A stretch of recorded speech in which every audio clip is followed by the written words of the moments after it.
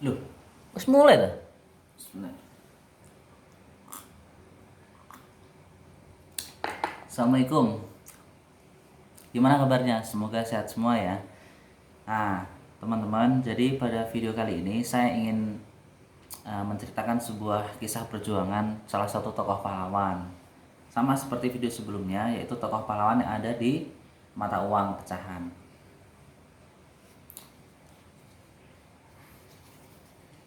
Kelihatan nggak? Cut Cut Meutia. Jadi teman-teman sudah bisa menebak kalau namanya Cut Meutia, depannya ada Cut, pasti dari daerah mana? Aceh. Ya, memang kebanyakan bahkan mungkin setiap nama perempuan orang Aceh gitu ya, gadis Aceh, perempuan Aceh pasti depannya ada Cutnya. Cutnya Din, Cut Meutia, siapa lagi? Artis, Cut Siva, Cut, nah banyaklah cut yang lain gitu kan. Jadi eh, seperti yang saya singgung kemarin, setiap nama pahlawan yang ada di uang, setiap orang yang ada di uang itu pasti memiliki nilai perjuangan yang amat sangat tinggi. Jadi saya ingin bercerita gitu ya, kita bisa sharing pikiran dengan cara nanti mungkin teman-teman bisa eh, di kolom komentar menambahi dari penjelasan saya. Jadi dikisahkan Cut Meutia ini orang yang sangat gigih dalam memperjuangkan kemerdekaan Indonesia ya, mengusir penjajah gitu ya. Beliau ini lahir 1870 di daerah Aceh Utara, 1870. Berarti beliau dengan Pak Karno, Presiden Soekarno lebih duluan mana? Lebih duluan beliau. Ada selisih kurang lebih 31 tahun. Karena Pak Karno kan 1901, beliau 1870, berarti 31 tahun jaraknya. Ya kayak ibu dan anak lah kira-kira. Jadi ketika Pak Karno baru lahir, beliau sudah umurnya 31 tahun. Kan sudah ibu-ibu ya, sudah ibu-ibu. Jadi Cut Meutia ini berdasarkan data orang Belanda asli, namanya Zengraf. Zengraf ini orang Belanda yang sempat ikut bertempur dalam perang Aceh. Jadi perang Aceh meletus itu tahun 1873. 3 tahun setelah lahirnya Cut Meutia. Tapi kan perangnya itu kan nggak setahun 2 tahun, tapi sampai mencapai 3 dekade ya, 3 dekade, kurang lebih sampai 30 tahun, lebih dari 30 tahun. Ya nggak seterusnya, nggak ada masa-masanya, ada masa-masanya tenang, ada masanya perang lagi, tenang, perang lagi, seperti itu. Nah, Zengraf bilang bahwa Cut Meo itu orang yang sangat cantik, memberani, dan sangat hebat. Beliau mengakui itu. Siapa Zengraf? Dia itu adalah orang Belanda yang menuliskan tentang eh, kecantikan dari Cut Meutia. Beliau mencatat di dalam bukunya namanya Aceh, terbitan 1938.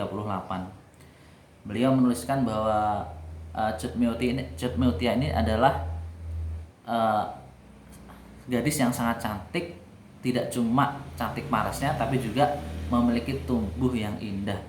Jadi sudah sangat ideal sekali di mata laki-laki. Terlebih dia cerdik, gagah berani dalam melawan pemberontak gitu ya. Jadi penjajah pun mengakui beliau kecantikan dan kecerdasan beliau. Nah, kemudian bukunya Aceh itu yang mengalih bahasakan adalah Abu Bakar. Abu Bakar itu ya sejarawan yang mengalih bahasakan dari karangan aslinya yang berbahasa Belanda ke bahasa Indonesia tahun 1983. Teman-teman mungkin tanda tanya ya, Meutia itu artinya kalau dalam bahasa Aceh, kalau di Indonesia kan adalah mutiara. Berarti Cut Mutiara, kan mutiara kan identik dengan keelokan, keindahan gitu ya. Nah, Cut Meutia itu mengalami dilema dalam rumah tangga. Tapi ada nilai perjuangannya ya, saya mau cerita. Beliau nikah tuh 3 kali dengan segala lika-likunya gitu ya. Pertama beliau menikah dengan Teuku Ma'arif, Teuku Syam Sarif. Ada seorang penulis namanya Ismail Sofyan gitu ya. Beliau menjelaskan bahwa eh, bukunya Ismail Sofyan itu sama temannya itu Prominent Woman in the Glimpse of History, terbitan 1994. Beliau menjelaskan bahwa pernikahannya itu diramaikan secara besar-besaran, secara adat ini, adat Aceh. Tetapi pernikahan mereka nggak harmonis. Karena kenapa? Karena Teuku Syam Sarif ini tak tunduk dengan Belanda, tunduk dengan Belanda. Sutmioto sudah ngasih tahu berkali-kali jangan tunduk dengan Belanda, tapi gagal. Bahkan Sutmiotia ini jarang dijenguk karena suka hidup glamor. Syam Sarif ini suka hidup glamor, jarang dijenguk, nggak dinafkain, kan dosa sekali itu, dosa sekali. Akhirnya mereka bercerai. Setelah bercerai, Sutmiotia nggak serta merta down perjuangan untuk mengusir penjajah, enggak.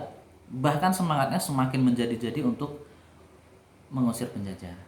Tapi menurut tradisi di Aceh, seorang janda itu nggak elok lah, nggak pantas lah kalau memperjuangkan kemerdekaan dalam posisi statusnya janda. Akhirnya Muhammad van Destra dalam bukunya Pahlawan Wanita Muslimah dari Kerajaan Aceh yang melegenda, ya kan, beliau menuliskan bahwa Cut Miutia ini nikah lagi dengan Teuku Cik Muhammad. Nah, Cik Muhammad inilah yang sangat mensupport perjuangan daripada Cut Miutia, semisi gitu loh, semisi sovisi dengan Cut Miutia. Cik namanya Teuku Cik Muhammad. Jadi Cut Miutia sangat klop sekali dengan Cik Muhammad. Tahun 1901, 1902, 03, 04, 05 perang terus dua sejoli ini. Jadi ketika Pak Karno masih bayi 1901 sampai 1905, Cut Miutia sudah perang ke hutan, ke pesisir dan lain sebagainya gitu kan. Nah, sampai akhirnya 1905 Cik Muhammad tertangkap. Tapi Cut Miutia nggak tertangkap ya, yang tertangkap suaminya aja. Suaminya tertangkap dan dieksekusi di pesisir ya, pesisir kan pasti pantai kan, di pesisir Lok Sumawe gitu ya, Lok Sumawe. Ini ada di catatannya Ibrahim Alfian. Dia menulis buku Wajah Aceh dalam Lintasan Sejarah, ada di bukunya, yang menerangkan bahwa Cik Muhammad itu dieksekusi di pesisir Lok Sumawe. Cuman Cik Muhammad sebelum meninggal, beliau sempat berpesan ke teman akrabnya, namanya itu Pangnangru. Pangnangru itu teman baiknya, teman dekatnya Cik Muhammad. Pesannya beliau itu gini, nanti kalau aku meninggal, tolong nikahi istriku, nafkahi anakku, pelihara anakku, dan teruskan perjuangan gitu ya. Jadi ini amanat yang mulia gitu ya. Jadi Pangnangru ini ya di satu sisi ya susah juga, ini kan istrinya temennya gitu, istrinya temennya cantik, wow ya, tapi namanya amanat tetap dilaksanain gitu kan. Ya akhirnya nikah lagi ya, meskipun Cut Miutia nggak bisa seluruhnya melepaskan rasa cintanya sama Cik Muhammad ya. Kalau sama yang suami pertama kurang ajar, brengsek tuh, Sam Sarif, jadi nggak apa-apa. Tapi yang suami yang kedua masih gitu nah, masih belum bisa, masih ada sisa-sisa perasaannya itu. Tapi beliau nikah lagi akhirnya. Tapi ya susah juga ini, dilema ini. Nah akhirnya terjadilah pernikahan, diperkirakan tahun 1907 ya. 1905 suami yang kedua meninggal, 1907 nikah lagi dengan temennya Cik Muhammad, namanya Pangnangru. Tapi ya namanya perjuangan gitu kan, perjuangan itu nggak selalu membuahkan hasil baik, bahkan harus rela tenaga, harta, nyawa gitu kan, semuanya harus dikerahkan.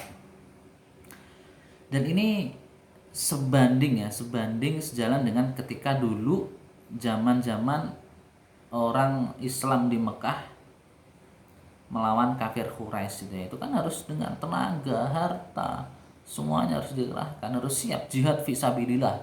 Kalau meninggal kan mati syahid, ya enggak? Nah, akhirnya ya namanya perjuangan tahun 1910, 5 tahun setelah suami keduanya meninggal, suami yang ketiganya meninggal. Suami ketiganya meninggal, ya kan? Dan itu sangat membuat sakit hati sekali Cut Meutia ya. Sebulan kemudian Cut Meutianya meninggal gara-gara terkepung, udah dikejar mati-matian sampai akhirnya terkepung di hutan. Dan akhirnya di hutan itu terdengarlah 3 kali tembakan yang menewaskan, mewafatkan Cut Meutia. Yang 2 tembakan timah panas terkena badannya, dan yang 1 tembakan terkena di kepalanya. Innalillahi wa inna ilaihi rajiun. Jadi teman-teman ya, dulu perjuangan para pahlawan itu nggak gampang, nggak seperti kita kan nggak sampai mengerahkan nyawa kita gitu kan untuk mengisi kemerdekaan, nggak sampai segitu.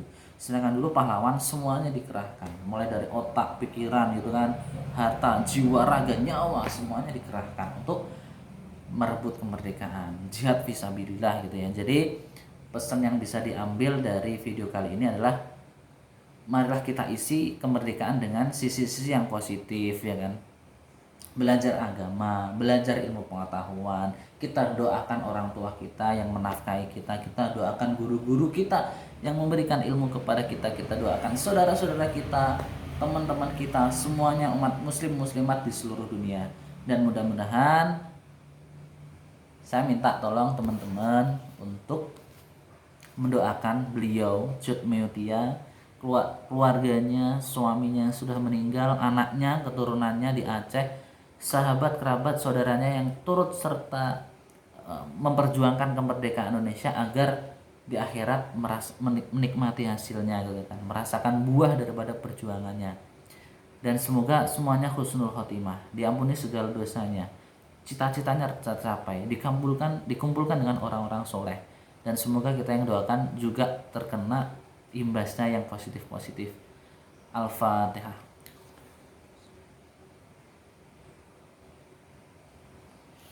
Terima kasih teman-teman ya, semoga video ini bermanfaat. Like kalau Anda suka, dislike kalau Anda nggak suka. Terima kasih. Assalamualaikum warahmatullahi wabarakatuh.